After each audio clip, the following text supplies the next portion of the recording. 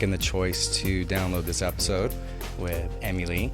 And for those that are viewing, we appreciate you making the choice to spend some time with us, and we hope that you can resonate with a little bit about what we have to say today. So I'm super excited. I'm excited too. Emmy and I go way back, and so far back. Because we're somewhat kindred spirits, I know that we can just jump right into this without having to be like, whylab is a place where two people can sit down. Come and connect. Yeah. No, right. You just are who you are, and I'm super stoked that you're here. So. Oh, thank you so much for having me, for thinking of me. I'm honored. In fact, I want to tell you that I on my way here, I listened to your New Music 101. Oh. Which is a fucking baller playlist. Oh, thanks. That's so good. I just started that. What? I just started that. Oh, I didn't know. Well, then it's a good plug. It's something that you just started is like killer. Because something I look forward to is the Discover Weekly from Spotify. So I'm like, okay, if I'm like taking the opinion of, some algorithm of what it thinks I like, then I should trust the opinion of someone who I actually like and someone whose like industry this is. And I was rocking on my motorcycle all the way here. It was so good. It got me so pumped up to like be here and get an inside a little of you before I come in. It was it's been great. So thank you for like having me and like welcoming me into your world. I haven't been promoting that, so you should start. It should be like a thing. You should use this thing that you've done right here and plug the 15-second Instagram story of your new music because it's great. Well, I'll interrupt you there for a second because I appreciate you acknowledging that, and because it makes me super happy to share my music side, and it's a multi-layer thing. And like I said, I just had a buddy over, so we were doing another music sub-series episode. Okay. But one of the things that I thought about was like, so how can I really like engage? And so I was like, well, let me start a playlist. I'll listen every Friday to the Spotify new music thing. I'll go through all 100 and whatever songs, and I'll pick less than 10, and I'll put them, and then I'll have my playlist. Yeah. And then maybe I'll start to share it with other people. And you just did. You didn't even maybe. You totally did. Even one person, right? New Music 101. You can find it at Instagram. It's at New Music 101. There's a period in there. It's so good. It's rocking. There's that new song from the Birds of Prey movie. Oh, yeah. That was the last song I listened to on my way here, and I was like, it's a damn shame I'm going through a residential area because that's really something you'd like to be like pushing 90 for. Oh, man. When we came up storming on your Indian, I jumped outside because I didn't know you were cruising on that thing. I'd never seen it before.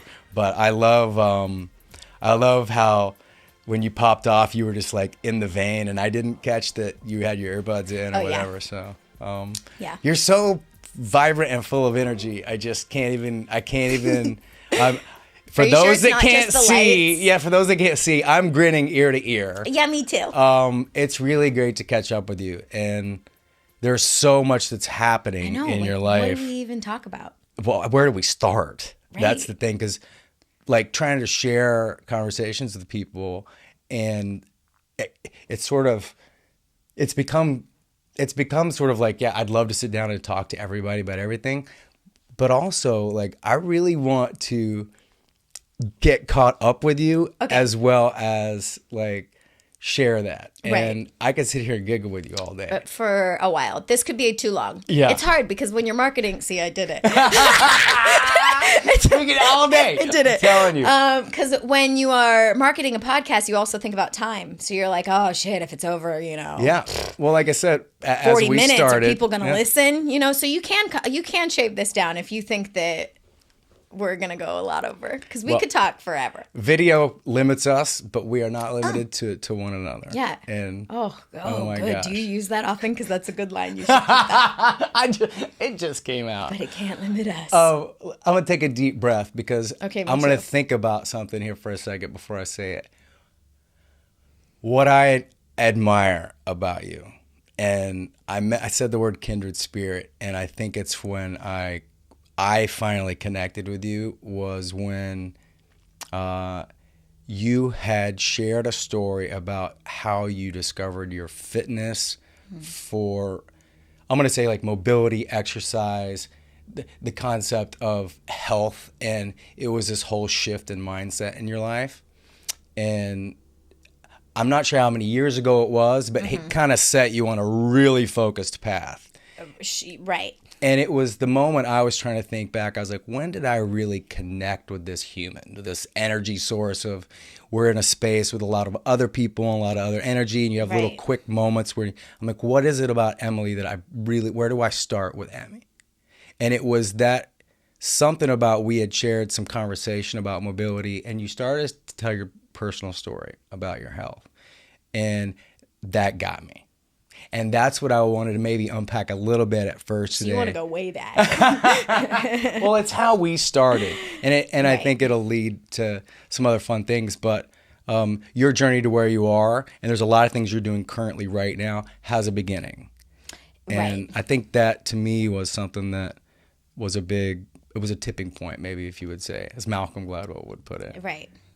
Is it fair to say that something that there was a point in your life that you kind of zeroed in and got a path? Yeah. Yeah, I definitely did. I mean, I grew up with hip dysplasia and rheumatoid arthritis. And so I kind of just like went through like doctor after doctor, and then just saying, well, it's, you were born with it, and here are things that you can do to manage it, but you'll have it forever, and you'll probably be a candidate for hip replacement one day, but, like, we'll just, only time will kind of tell, and here's, a prescription for Vicodin, try not to get addicted, even though you're only 16, and you're like 16 and stupid, and you're like, wait, what?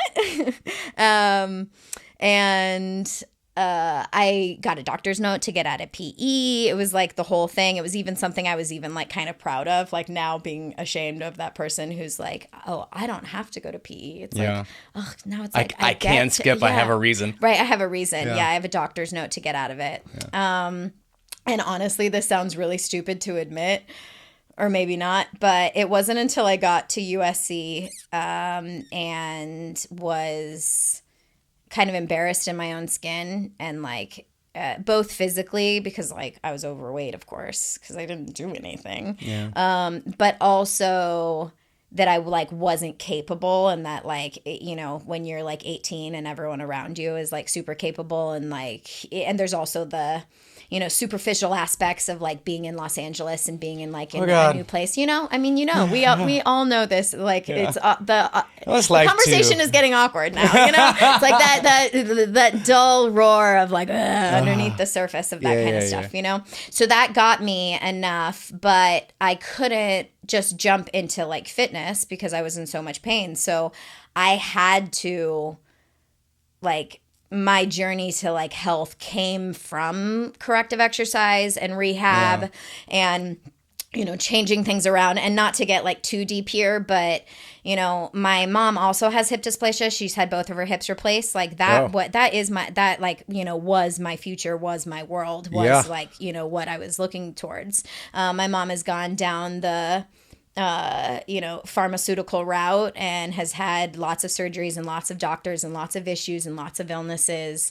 And I experienced that. And then my dad was the total flip side, where it's like, you can heal your body from within, and all you need, right? Exactly. But really exciting empowerment. He, had a best supplement guide website to guide people towards the best types of like natural stimulant-free supplements, and how to navigate when things are unregulated by the FDA, like how to navigate the supplement industry, and how to go on different like diets. My dad was had rheumatoid arthritis and was blind in one eye. He fasted. I know this. I'm going so deep here, but I just to I asked the question though. Just to give you like a full umbrella. So, it's like my dad is this one side where, like empower yourself, play an active role in your health, do this, you can like be empowered to do something about it, because no one is going to be an advocate for your health the way that you are, And 100. then my mom was proof of that, because she relied on, the industry, and relied on people to help her, and relied and hoped that doctors gave a shit enough to like think about her when they weren't in the 15-minute or 10-minute or 5-minute meeting with them, and then now it's been a fun, I used to be really embarrassed to tell that story, by the way, because if my mom ever listened to this podcast, like she'd be fucking mortified. But now I am so proud. I like have, this is the first time I've actually like shared this in like a public way, because now my mom like is completely the opposite. She has, she has dropped, the narcotics. She's like completely off narcotics. Amazing. All she uses is cannabis for like pain relief. She's like, changed over insurances. She's exploring new like light therapies. She's doing like all of this weird stuff. Got food. Yeah, biohacking, like getting food delivered to her house, like playing an active role in it. And she, and is talking is like, like it's amazing how things really happen once you play an active role. So I fast forward, I'm proud to say that I am like definitely the product of that. That is amazing. And it reminds me of why I wanted to ask the question, because that is why you fall in love with your story. And I think the caveat or the crux of that too is that at some point you got over your hump of like, I don't want to share this with people, to be like, I'm fucking sharing this. I'm so sharing this. And guess what? We're gonna do this together. And you started to build an army, man. And that's what I noticed too, is like the psychology of gaining the confidence of being open and transparent with what you have to go through to heal yourself, and then sharing that to just be of service to other people. Yeah. Like you started to build your army, man. Like right. For real. Right. And that's what you can be in awe of too. It was kind of like once somebody just cracks that shell, it's speaking kind of outside yourself now. Absolutely. And outside your story. It's like, it's very endearing. And so it's very cool to fast forward to where you are now. Yeah. Emmy is part, whatever Ferris is, it is a mass, it's the epitome of where you want to work out in Los Angeles. It is one of the most amazing gyms that you'll ever walk into. Top-notch staff, unbelievable equipment, space, and a community that is humble and welcoming as well. And I have just kind of started going over there. So thank you. Wow, that's so nice. Well, that like just you saying that like makes me want to like burst into tears. Because I couldn't have imagined that. Like I remember someone asked me like, do you like ever want like own your own gym? And I was like, no. Like, I don't know if you remember, but a few like not that long ago, up to even 4 years ago, I was at every gym in Los Angeles teaching mobility. Like I went to every gym and brought an injury prevention program, trying to like bring CrossFlow, XFlow / mobility games / yes. That's what it was. It had many names, but it was it was my mission to be like, I don't want any overhead. I just want to reach as many people as possible, to now, have like Ferris Athletic Club as this like umbrella home. Yeah. And, it's a very, very special place, and I'm very proud of it. As you should be. Thank you.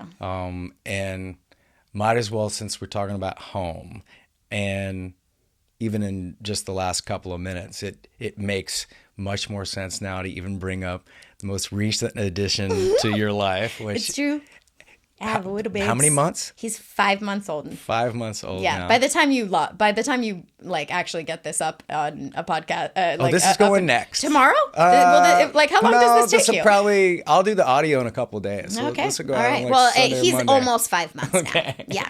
He's almost 5 months. So a recent mother. Yes. And so when you're talking about home, man, not only have you created an environment, but you are, your mama bear there kind of. I am a mama bear. Yeah. Yes. Yeah. And that has been especially navigating mama bear of Ferris and mama bear of Wyatt. Oh my gosh. Though that has been like the most interesting journey of the last 5 months is like navigating that balance. And like, I listen to a lot of self-help and like empowerment and blah, blah, blah, and like focusing type things.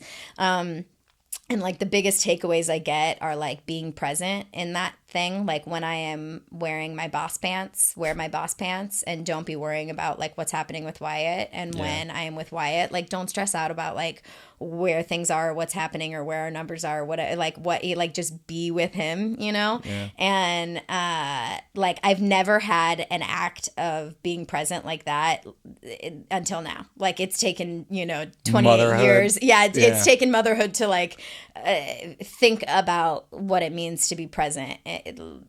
Wow, that's an interesting statement. So that's been a really huge takeaway. So you're I'm a man, but Pete's he's a father now, similar. But I would say my takeaway from that statement is, hey, very cool.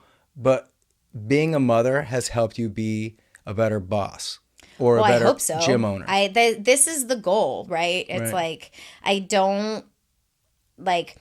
It's not about being productive. It's about being efficient. It's about like making sure that you like are taking advantage of your time.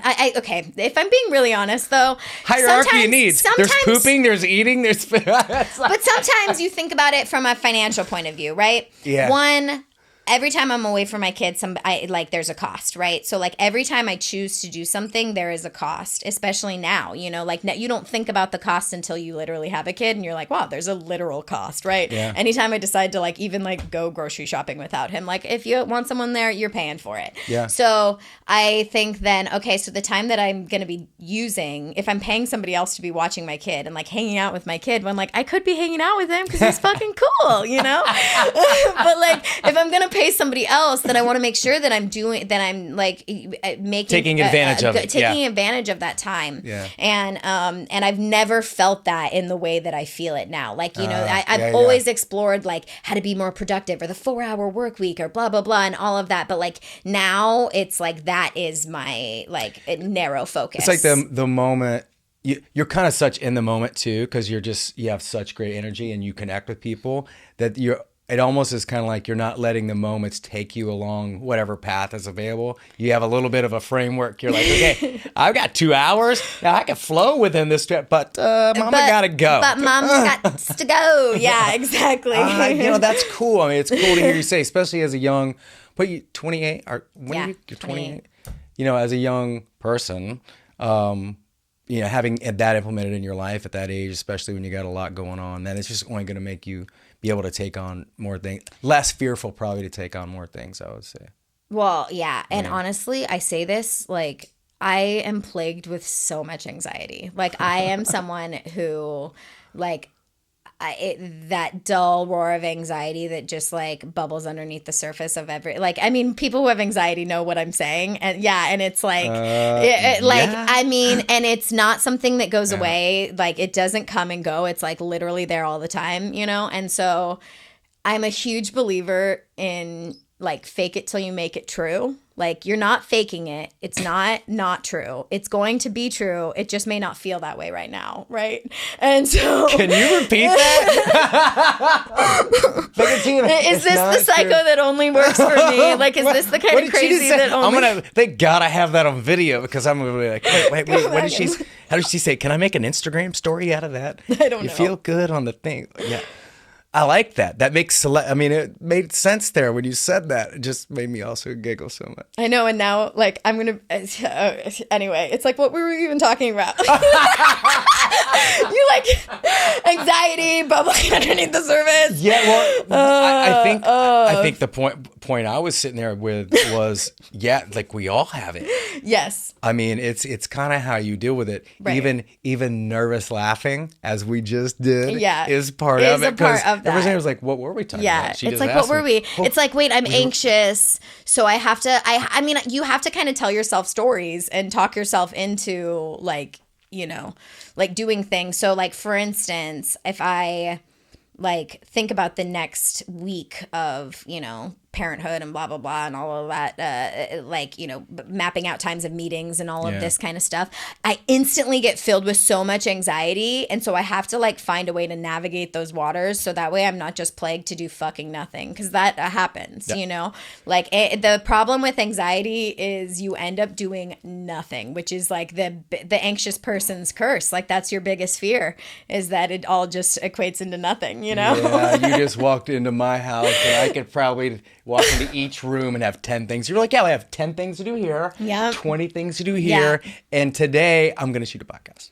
Right, exactly. Because I can avoid that, and then I'm like, oh my God, but I'm stressing about that. But, I mean, like, what is there to stress about that for? Like this, like, you know, like this feels good. It is, you know, it's like what you said, and, well, I'm going to sidetrack here.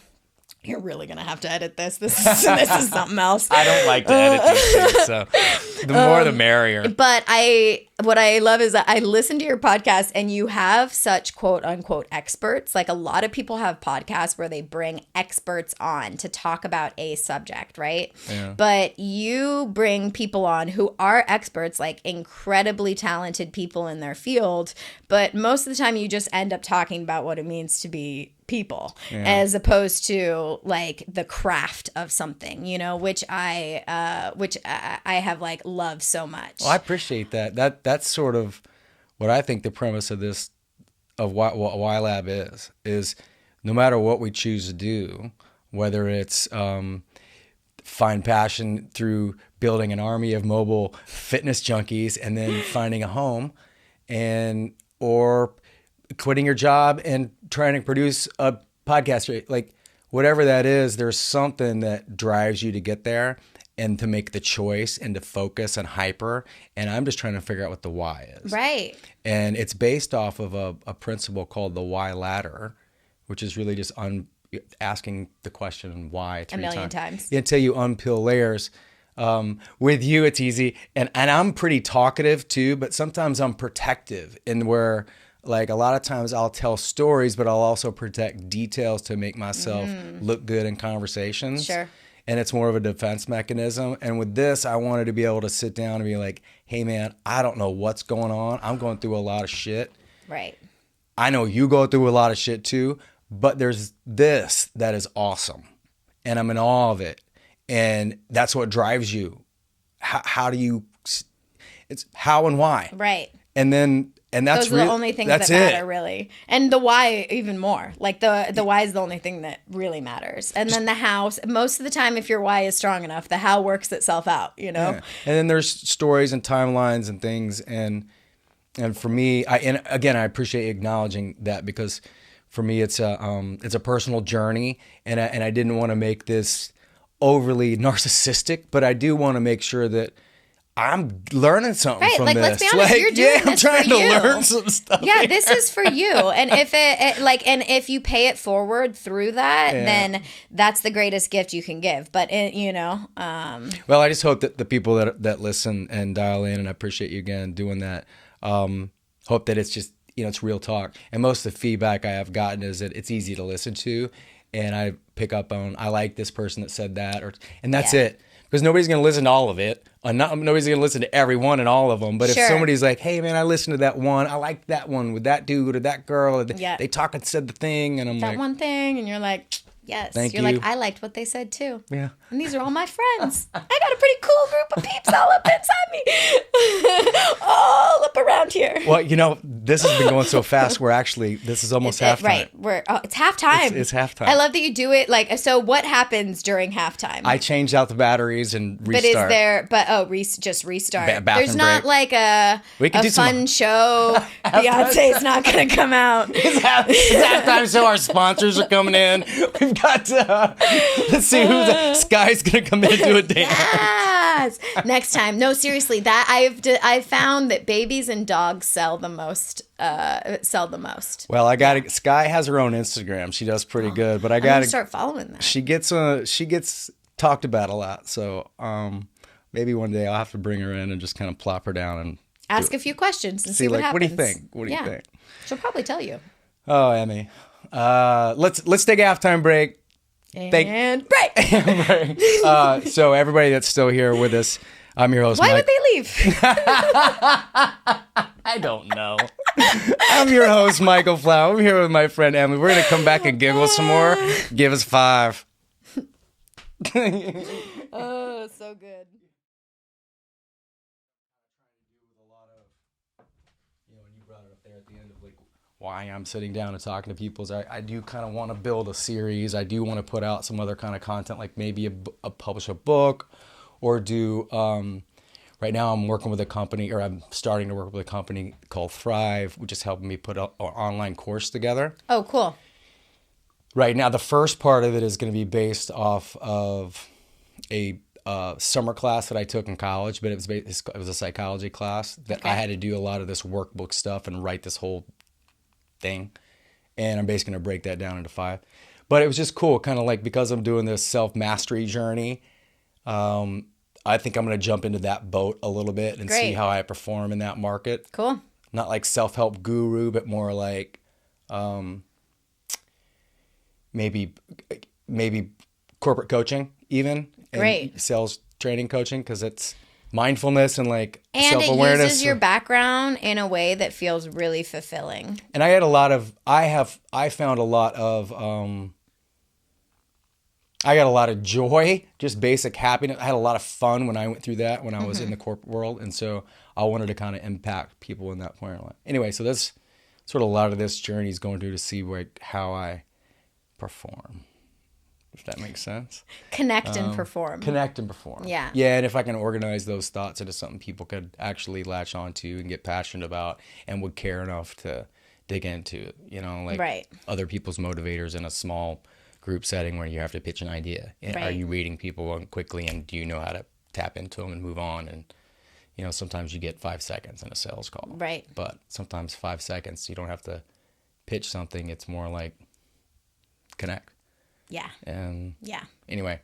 And that's huge. Yeah. Seriously, being having a background in sales. I do not have a background in sales, but I do have a background in connecting with people. And so even though I have never I had never formally put that to a test of like, can I sell a product? Can I do this thing? I always have this like 20-year friend attitude with people, that you just treat someone like you've known them for 20 years. You jump right in.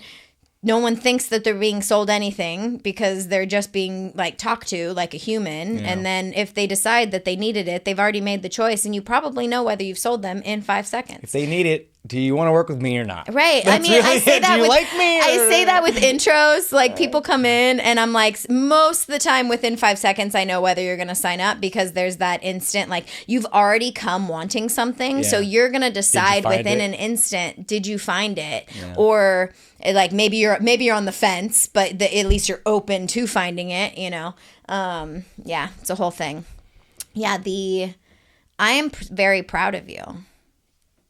Because you quit your job, and then it's like the Rocky story. This is like, make yourself, I'm going to be very dramatic here, but make yourself miserable enough and like, bring yourself, figure out what quote unquote rock bottom is, and like what you can, what do you truly need to like operate and survive and do. And then let me free up all the rest of my time so I can explore what else there is, or why else there is, or all of that. So it's great because now you're like doing all this other shit and like, finding fulfillment in other ways, and like still on this journey of like, learning, and you're not just being selfish with that, where it's like, I'm going to take a year off and just like focus on me, which you are, but you're not just. Man, you're like, let me focus on me so I can pay it forward, because maybe my story will resonate with somebody else, maybe, so. Yeah, I'm feeling the calling was, A, it was a little bit spiritual, where I didn't feel like what I was doing was meaningful enough to myself and others. And then B, it was being more of service to others instead of just, it was less ego. Yeah. And that was hard. That in itself was such a hard thing to accept. Right. Was that I was feeding my ego so well that it was like, are you sure you this? And when your ego's putting you in check, Yeah. that's when You're like, oh man. So God, you know, I'm gonna get emotional here, but yeah, I appreciate you even just acknowledging that, because part of the journey is, man, even the plans that I had financially, I was like, okay, I could take a year off, and I'm cognitive, you know, I'm like somewhat OCD about it. So I had it all planned out. I'm like, well, this month, this, I can move in. And then shit happens. yeah. And then you all total your falls car. apart. And then your dog has a major injury. And then you're like, whoa, whoa, life? Man. You make a plan and life laughs at you. Yeah. And it's like, hey, I'm testing you. Man, you know, we sort of, because we do it, we just jumped back in. We just talk. Yeah. I wanted to, I had been thinking about something you had mentioned in the first half, and I wanted to bring it up for this back half, and it was your journey as you were going through that transition of building your army, and you're kind of going around LA and doing CrossFlow and everything that was your brand at the time, your personal brand, and then you made your way to that home. I know a lot of it has to do with your other half now. But speak to a little bit about how you found, like, what was that like when you went from a little bit more sporadic to be like, this is home. I'm a build this. Right. I'm gonna build this. Yeah, because that's a big decision. Right. It Why? is. So why? How? Why? So a part of it, I'm gonna not talk about Pete first. I'm actually gonna talk about one of our other partners, Jeff. I always joke that Jeff is the reason why we're all here today, at why Ferris exists, because he played matchmaker to me and Pete so that he could open up his dream gym. Like he kind of had it. So he blew out his back one day and he calls me and asked me to come and work on him. And I knew it was bad because he's one of the people who like does not take care of himself at all. So he like waits until it is like so bad before he even calls anyone. So I knew it was bad. So I go over and then he's talking to me and he's like, yeah, you know, and I think I like want to open up a gym, but like not really a CrossFit gym, but more, you know, like, you know, functional. And maybe then like you could have like a room, you know, like a mobility room or something inside of that gym. And I was like, okay, Jeff, have fun with that. And then it wasn't until a few months later when I met Pete, when we were at a CrossFit gym party. And I was like sitting in the bottom of a squat eating chicken wing after chicken wing after chicken wing, which is like totally a me thing. I love chicken wings. And you got the image of chicken wings. Yeah. You want to get some chicken wings? Chicken wings. And Pete walks up to me and he's like, how many of those chicken wings are you going to eat? And I was like, ew, as many as I feel like. What's wrong with you? And that's kind of like where it all started. I started writing mobility programs for him. Eventually we fell in love. He got kicked out of the country. I said no. We got married within 2 days' notice after like 6 weeks of dating. I remember it being fast. It was really fast. Yeah, okay. Yeah, it was like, so we went, we were working together and then we went on a date. I remember it was August 5th and then he left to go to the UK on August 6th. He was gone until September 22nd. He surprised me at Heathrow on September 22nd and we got married December 16th.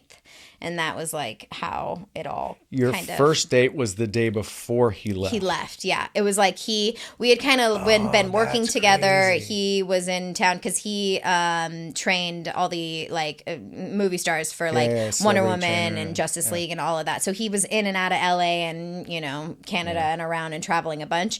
But he was only in East LA for a little while. And then he like wanted to make sure before he left that like, you know. You're still down? Trying, yeah. That's so cute. Well, that's cute. Can I say that? It's cute. It's cute. I mean, Pete. it's cute that we're still together. If we weren't together, it'd be the dumbest thing. You know, I'll give your podcast a plug because if I'm not mistaken, that's the first episode of you guys' podcast. You kind of talk about that. We kind of talk about that. Yeah, the history of us all together. Yeah. But I will say, and this sounds silly to say, but what I would want to mention it because you said like it is so different than the trajectory that I was on, and what I thought was important. I remember them coming and really seriously sitting down and talking to me about it, and I remember saying that unless I wouldn't be interested unless we were putting Equinox out of business.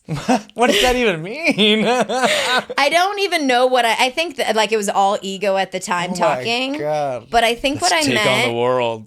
I think what I meant was that, like, I didn't want to do it unless it mattered. Like, I didn't want to do it unless it was big enough. I didn't want to do a small, like, 3,000 square foot, thing. Like, I had a reach. I had a very extensive reach. I connected with people from all different, like, communities and all different things. I had no overhead. I had no stress. I had no marketing. I didn't have 27 employees. I didn't have payroll and workman's comp and insurance and, construction and like permits and all of that kind of stuff. So like if I was going to take on all of that, it needed to be like worth it, So it's funny because I know it was like I can feel like gag saying that now but what I really meant by that was like I didn't want it.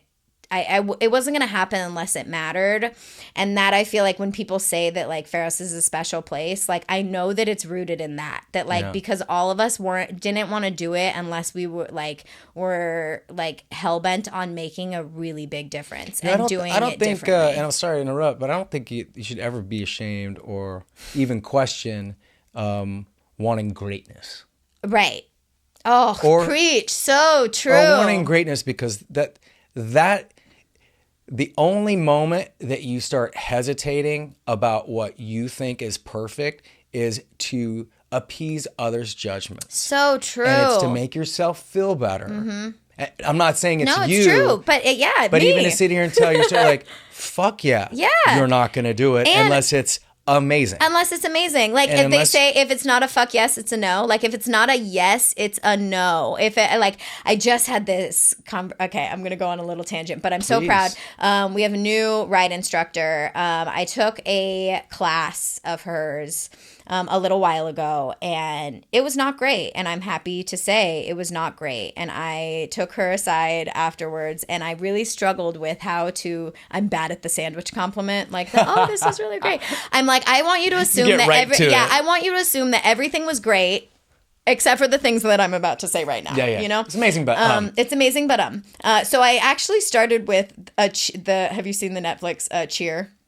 No. You've seen the documentary. No. It's great. And it basically like follows this competitive cheer team, and the woman who heads the cheer team, she is just badass bitch, and she she demands excellence. It is the standards are so high, and everyone that comes into that program gets it, so they get the energy and the environment around it, where it's not always like, this is great and like blah, blah, blah. Like sometimes it needs to sound like this in order for greatness to happen. Like it needs to be drilled in. So I went in and I opened up with that. And I said, like, I want the expectations to be so high that people come in and it is like, I want a toe curling experience. Like I don't want someone to come in and say that they had like an okay class or a decent class or like a good class, like it was good. Like I want it to be fucking great every time. Like I want people to leave and be like, how do they deliver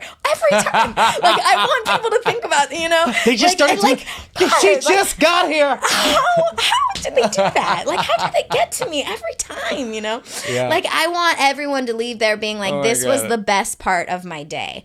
So I, sat down and I ripped it apart. And I went, track by track, program by program, interval, song by song.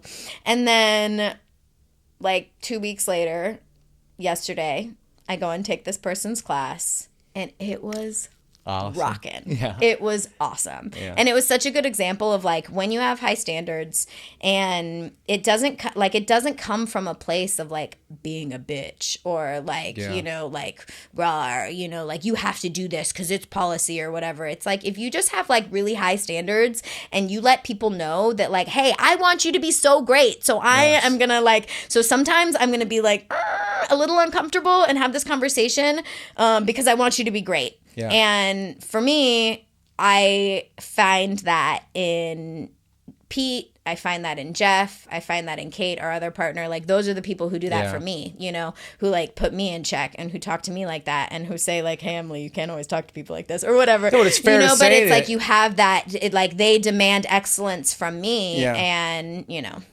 yeah. Sorry, I was going to say it'd be fair to say then when you started to build your home, not only did you find somebody that respected that in you, demanding excellence in yourself and what you wanted to invest in, but also in themselves, and you found like-minded people. Absolutely. And that's the whole thing. I went this whole time being like, this was never the plan. I never wanted to open up a gym. And then it's like you find... Shit happens. You find energy people, finds its way. And this thing happens. And, you know, it's... Here we are 2 years later. And it's only been 2 years? So we started 3 years later. We opened up in a shed. We operated in the shed for like 6 months.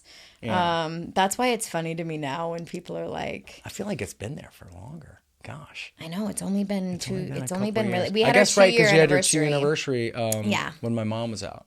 Or right before my mom came out. It was like in I love January that you know or that. something. It was in December, but It was around the holidays. It was Yeah. around the holidays. Because I remember I bought some packs right in there, my class packs. Oh, yeah. Around that time. Right around that time. It was Black Friday. Right when you came, and I was like, Black Friday Michael sale. Flowers?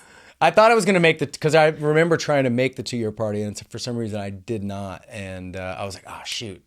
And then I had bought the pack just previous or after or something like that. It was right around the same time. So You're like, but I'll see her. Yeah. Well, I mean, again, finding like-minded people to jump on that. I think that was all about. I think that's what kind of hit home when you were just kind of hearing you talking and then drifting out a little bit and coming back in. Sorry. As most conversations are. do. It's just cool to hear, finding a home is sometimes just where your energy is able to be free. And I, if there's any takeaways from anything we've said today, like I think demanding excellence and greatness in yourself and knowing that you're trying to put that out and be of service, like there's a combination or something, like maybe that's the secret sauce of connecting or like attracting what you want in life is whatever that percentage is of, service. Service towards some others. Don't quit being a selfish prick. Be passionate.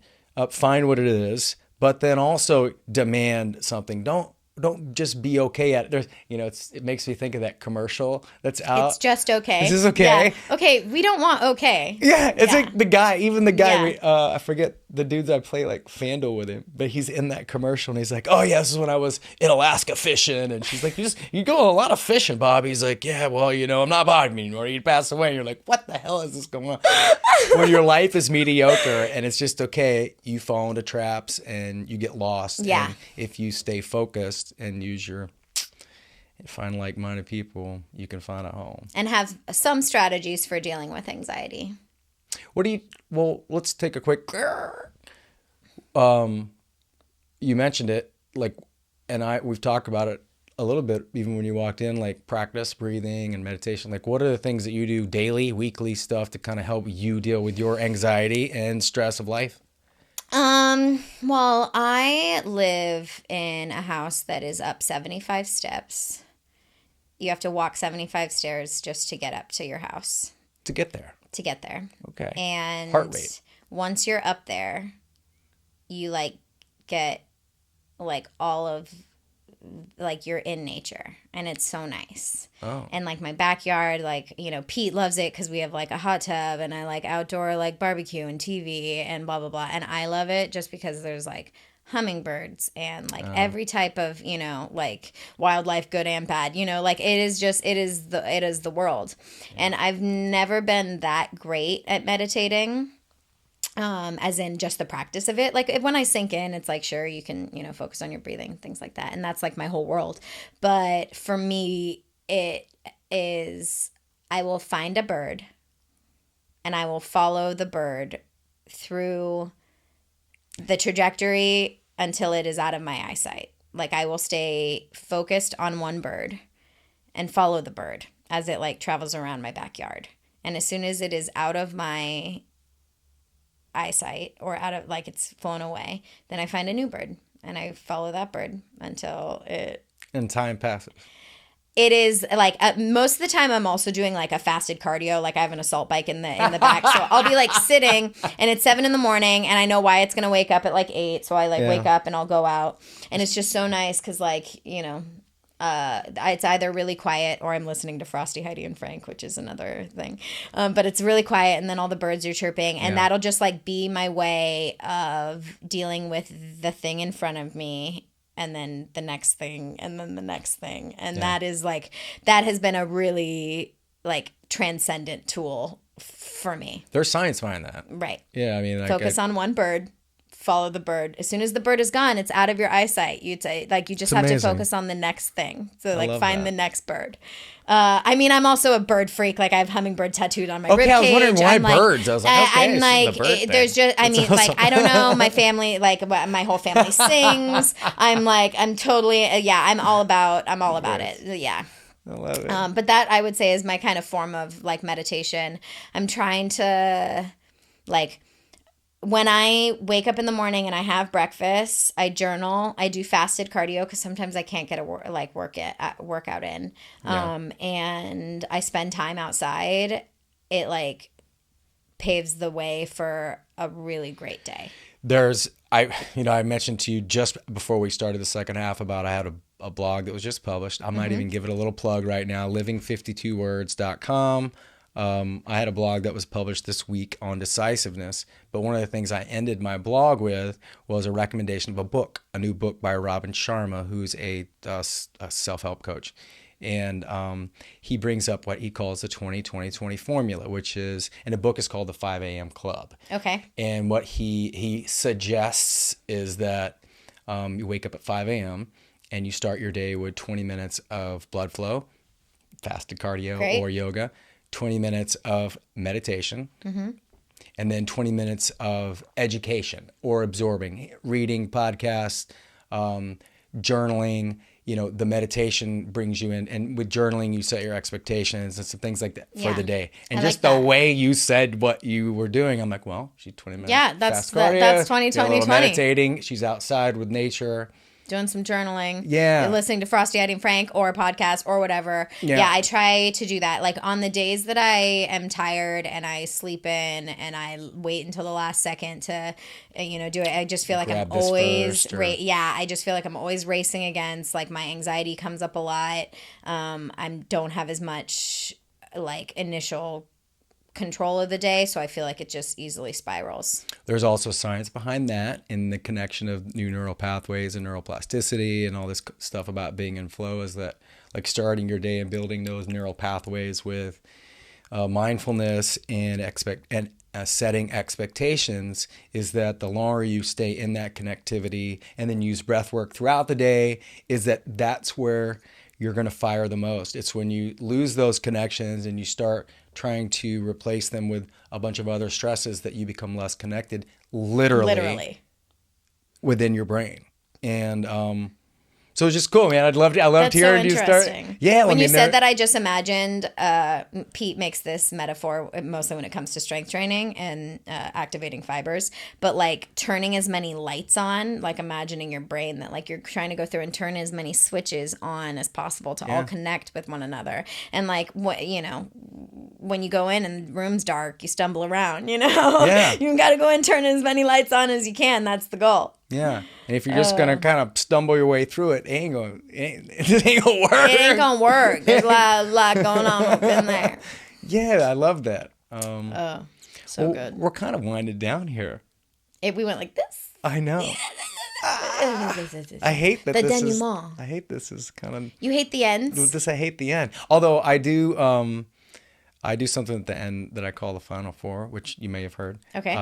It's not necessarily rapid fire, but one sentence or less. I do a quick 4 questions. Brevity is not either of our strengths. I know. That's why I was like, it doesn't have to be rapid fire because it's you, and I'm giving you more time than normal. It's called. Be grateful. You talk a lot. Well, I love it. Again, my face hurts, so. Anybody that's watching me right now. I'm glad my hands are cold so I can my face is so hot. This has been so healing. Like sitting here and giggling with you today. I feel like we talked about it a lot, and I don't even know. It was just fun to hang out with you. So great. And Yeah, thank you. Thank you for doing this, for starting this, for, sharing your journey and being so transparent with other people. And like I said, I was so looking forward to this because I knew from listening to previous podcasts that it wasn't just going to be like so tell me about Ferris Athletic Club, right? No. Because it's like, that's also not the way that we work, like you just sit and you connect with people and, people get the gems that they need. So yeah, and the byproduct of literally having you here today for an hour is that our relationship is better. So true. It's like you don't even know Period. people until you think you know people. You don't even know people until you know people. That's it. And so if it's all I get out of it, cool. I mean, none of this matters, really. I laughed and giggled with you today, and I have this memory, and so I'm grateful for it. Oh, thank you so Period. much. Okay, well, Flowers, you're so special. air hugs. Yeah, Air can we hugs. give each other All hugs? Right, we'll do this later, but let's Final Four. Okay, Final Four. We're not even done, but you got me really excited. All right, Okay. Final Four. I'm excited for this too because I went through. I was like, which one of these questions am I going to ask Emmy? And this is the one I wanted to start with. So, if you met your younger self today, what would make them happy and or sad about you today?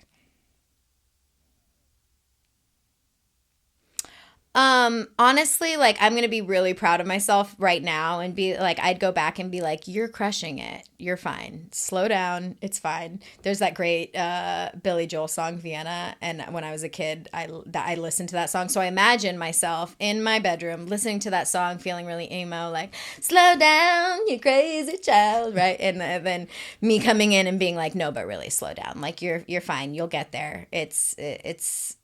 You'll get there. What would that younger self be happy about who you are today? Oh yeah, absolutely. Yeah, I look at myself now, especially since there are times that you have darker times and you're like, wow, what was I doing at that time? Like this is not a dark time. No, this is not a dark time. This is like one of the brightest times in my life. I couldn't be more blessed, more grateful. I couldn't have more positivity and community and like love and flowingness. And also, I don't know if you know this, but you also got me on a full night's sleep. My baby slept a full night. So like that shit makes a difference. If I was sleep deprived, I might have had a different answer. But yeah, my younger self would be really proud of me. That's awesome. So yeah, thank you. Oh, that's fun to think about. Question number 2.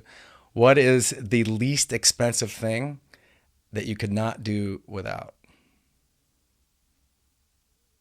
That's a great question. The least expensive thing that I cannot do without.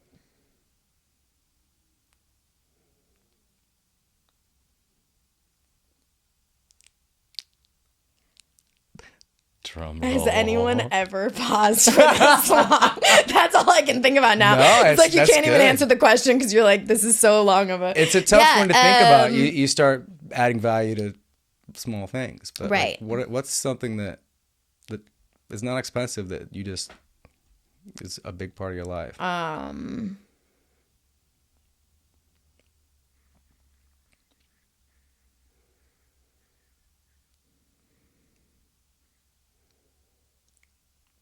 This is great. This is literally horrible. Like I can't even like. Well, what's funny is I don't. I am a very like cheap person. Like so it's funny that I can't answer this. Like, what is something that's free? You know what I think this tells me? Yeah, this tells me that you maybe don't hold too much value in things that are overly priced or overly valued. Right. I'm even just trying to think of like functionally, like what's a cheap thing that like I like what would like if someone would be like, oh, what's your best like sub $100 purchase or is like, I mean, why are you buying shit? Like, so some other answers. Here have been some other answers. A journal. Okay. Coffee.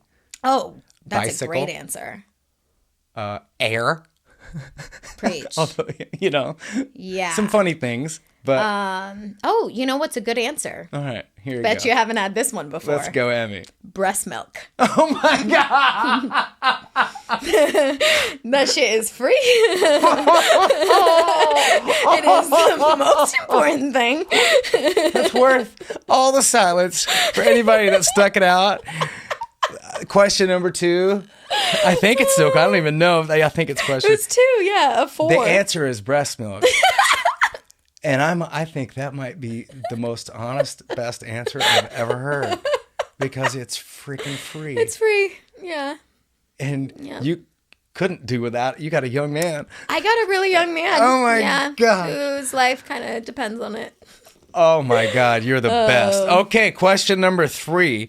What would you talk about most or start with during a therapy session?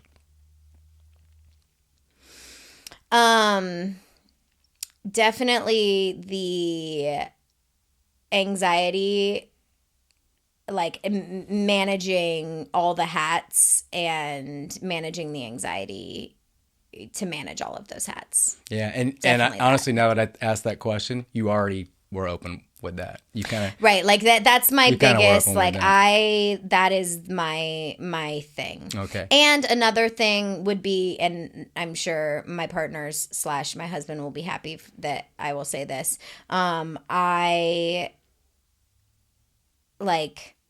I can find better ways to communicate with people. And that is a focus of mine. Like this year, my like quote unquote New Year's resolution was like just the word communicate, like find better ways to communicate with my husband, with my baby, with like my staff, with my with management, with members, with like the world around me. That like that's what what I want. Yeah. That's what I want to work on. Fair enough. And thank you for being vulnerable enough to just even expand on that.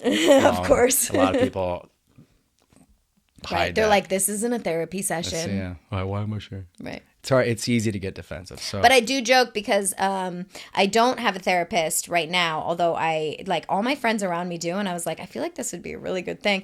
But I will say I communicate with my mom and my dad a lot, and I have a lot of those types of conversations with them. And I know it's different because a lot of times you work on like shit with your parents, but like I'm also fine with calling that shit out to my parents. And right? if I'm not mistaken, most of the things you're trying to heal and work on are family and intimate relationships. So you might as well do it. My sister and my mom and I do that too. We suffered trauma early in my life. I lost my father. And so we have always had to kind of check in on each other. And sometimes we're not so emotionally aware or self-aware and are not just being like, hey, are you deal with it? Right. Are you dealing with it? Deal with it. I see you. Because we have a tendency not to. So yeah. I love the rug that point. And putting as much shit under that Shove rug it that under you there. can possibly We're good. Everything's great. Yeah, just step right. Life's amazing. I mean, my rug is this. Fourth question? Last question. Oh my gosh. In the first studio of whylab. Yeah. The last question. Last question, of last the last guest. podcast of the last guest. So Emylee is this is the last setup for this podcast. It is a beautiful, beautiful setup. Appreciate it. So the next time I do it will either be great right now. in that room or I'm thinking about even doing it out on the patio if I can control. I would love that. Oh my God, if you could sound and then the birds. Like let's go back to the Let's birds. just have it. Let's have it. All right, last question here. What's the last thing you lied about? The last thing I lied about.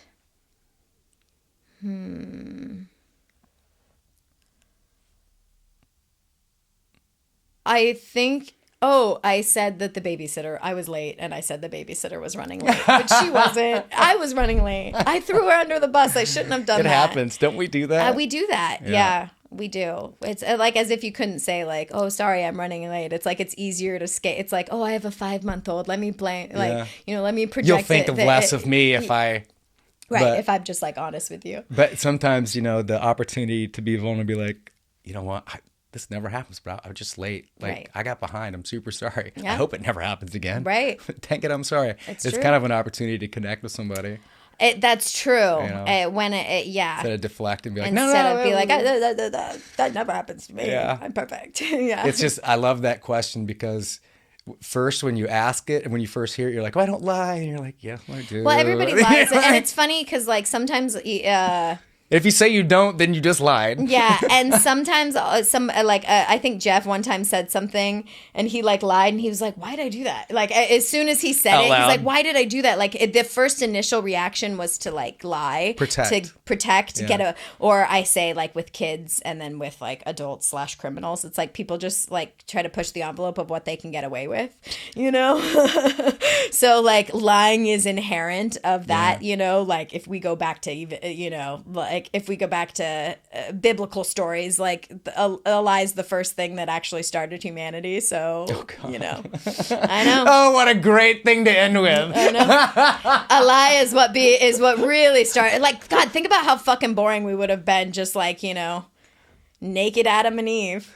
Just boring. Not Just giving a shit naked about Adam and Eve, just doing everything right all the time. Oh, God, how boring. Oh, my mouth and my face are going to be sore I know, am I tomorrow. really red-cheeked? I get really red when I get, like, excited No, you look nervous. cute. This has been great. Thanks. It's been fun. Thanks for coming by again. I couldn't... Thank you for having me. Words don't express it. We'll get up and do a big hug. And We will. And we'll say goodbye to you guys now because thank you for sticking around. Yeah, you made it through the awkward silences and everything. I've been your host, Michael Flowers. I have my good friend, Emylee, here today. And we thank you very much. Thank you so much.